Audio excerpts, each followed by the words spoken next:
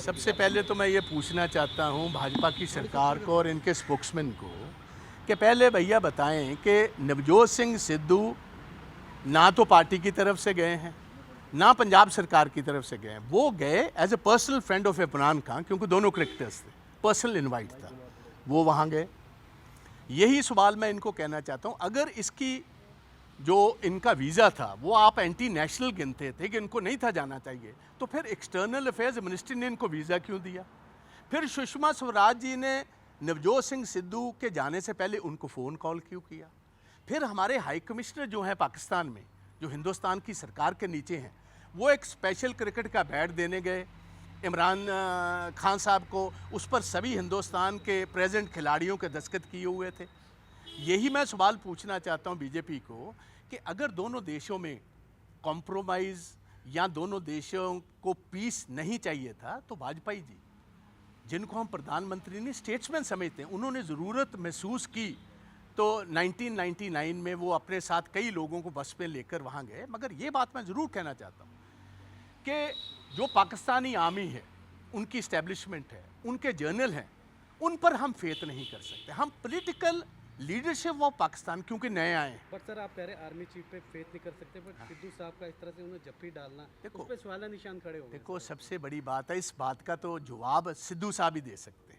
जप्फी डाली है, नहीं डाली, अगर डाली तो क्यों डाली, और अगर डाली तो किस खुशी से डाली, के मजबूरी से डाली, के किस हालात में डाली। सिद्धू साहब से जब पूछा गया वो कहते हैं मैं जवाब दूंगा, बट मैं टके से जवाब दूंगा। चलो वो टके से जवाब देंगे। मैं इस बात को कह रहा हूँ कि हम बड़ी पिक्चर देखें। दोनों पंजाब को मैं चाहता हूँ कि देखो, दोनों पंजाब चाहते हैं कि ये एक तरह का पीस हो इस रीजन में। जो ट्रेडिशनल ट्रेड रूट था सेंट्रल एशिया का, जिससे हज़ारों साल हिंदुस्तान में व्यापार होता आया, जो अफ़गानिस्तान से चलता हुआ पाकिस्तान, पाकिस्तान से चलता हुआ हिंदुस्तान में आता था, अगर पीस होगा तो दोनों पंजाब तरक्की करेंगे। आज पंजाब, दोनों पंजाबों की जो लड़ाई है वो है दो वक्त की रोटी की और बेरोज़गारी की।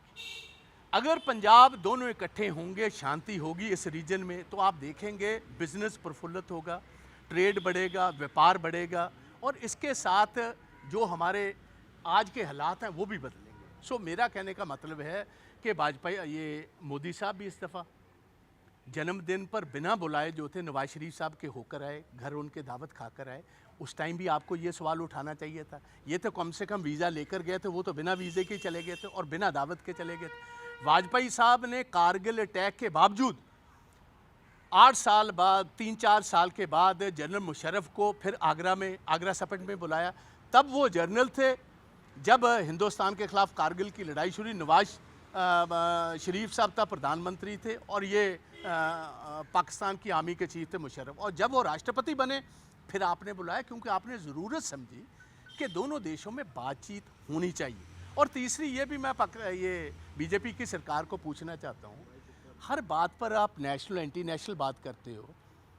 इतना बड़ा हमारे पठानकोट में एयर बेस पर अटैक हुआ हो, तो आपने उनकी आईएसआई को कैसे इजाज़त दी उस अपने एयरपोर्ट को विज़िट करने की? वो एक्ट क्या नेशनल था कि एंटी नेशनल था? इस बात का जवाब मुझे ये जो इनके स्पोक्समैन है वो दें कि आप जिस अटैक को आप कहते हो आईएसआई ने कराया, और पाकिस्तान का स्पॉन्सर्ड अटैक था पठानकोट के एयर बेस पर, वहाँ आपने आईएसआई को कैसे अलाउ किया? आप पहले ये बात बताओ, इसने किसको जप्फी डाली है या किसको नहीं डाली, ये तो बात एक और है। आप पहले ये बात बताएं। और ये बात मैं कहना चाहता हूँ कि हम अपने सिपाहियों की, अपने अफसरों की, अपनी डिफेंस फोर्सेस की पीठ पर हमेशा रहेंगे। हिंदुस्तान की आज़ादी को बरकरार रखना ये हमारा नंबर 1 काम है। और हिंदुस्तान की टॉक्स आप देखिए, जो नेशनल सिक्योरिटी एडवाइज़र हैं डोवल साहब, डोकलम के बावजूद कि पाकिस्तान जो चाइनीज़ हैं उन्होंने हिंदुस्तान की टेरिटरी में एंट्री भी की, उसके बावजूद भी जो चाइनीज़ काउंटर पार्ट है उससे भी बैंकॉक में मुलाकात हुई इनकी डोवल साहब की। पाकिस्तान के जो इनके काउंटर पार्ट हैं जनरल जंजुआ, उनसे भी ये बात बैक रूम करते रहते हैं। बैक रूम टॉक्स चलती हैं सरकारों की। तो हर बात पर हर छोटी बात को इतना बड़ा बनाकर देखना, अगर ये सवालों के जवाब देने, पहले फिर इस बात का भी जवाब दे दिए कि मोदी साहब क्यों गए, और उसके बाद आईएसआई के उसको जो इधर आया था, उनका एक ग्रुप आया हुआ था, उसको हमारी हिंदुस्तान की टेरिटरी में और पठानकोट की एयर बेस को किसने अलाउ किया? Why did you allow that? और ये हमें बताएं clearly, is it A national anti national act?